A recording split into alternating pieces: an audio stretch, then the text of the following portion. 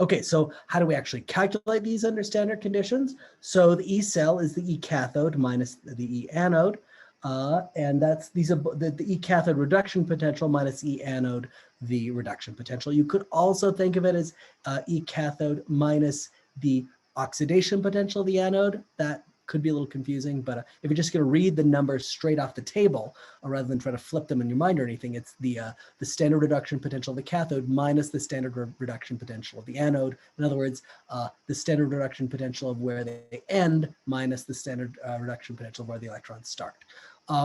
So an important point here is when you're adding standard potential values for the half cells, if you need to multiply the half reactions to balance the equation, do not multiply the half cell E values. The N comes in later. It doesn't come in on this step.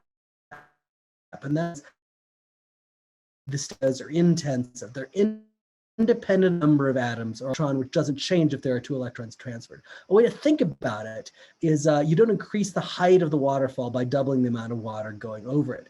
It increases the total power, not the total height. Multiplying these numbers by the the equation would be like doubling the height of the waterfall, but you're not doubling the height of the waterfall. You're just making the waterfall, you're pushing more water off the waterfall. And so that's handled later when we calculate things like the total free energy that you gain from that. So that's the important part. Even if you have to multiply the equation, you don't multiply the half E cell values because they're per electron numbers. Okay. So let's use tabulated standard electrode potentials to calculate the standard cell potential for the following reaction occurring in an electrochemical cell at 25 degrees C. So we don't have to worry about concentrations or anything. This is a standard potential. And so let's go in and figure out what the oxidation and what the reduction is. So in this case, the oxidation's relatively clear. The oxidation is aluminum solid going to Al3 plus 3 electrons. That's the oxidation. And the reduction, in this case, is NO3 minus AQ nitrate plus 4H plus aqueous going to nitrous oxide plus 2H2O liquid. So that is the reduction.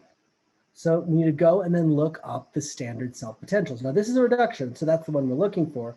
Notice in this, we actually want to be looking for Al3 plus 3 electrons going to Al solid. We're going to look up the reduction potential. So let's flip over to our reduction potentials.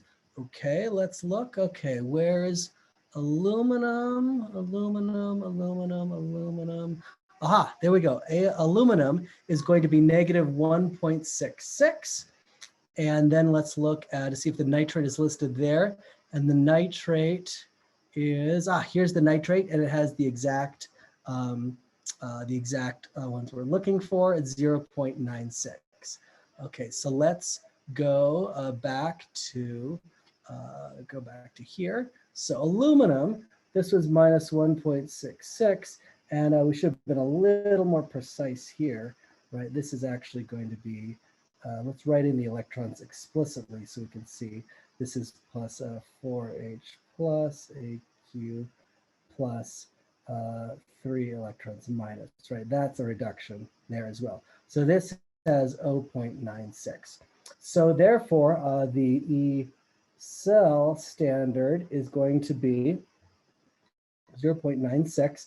That's the reduction at the cathode minus 1.66, the reduction, the opposite, the reduction potential of the reduction that corresponds to the what's happening at the anode, which is 2.62 volts. So a fair amount of energy coming from that. Again, you could also think of it 0.96, the potential energy of the standard potential coming from the reduction, plus 1.66, the standard potential coming from the oxidation, right? Because this is the standard potential of the reduction. So the standard potential of the oxidation is going to be just the minus sign times that, so 2.62 volts. Great.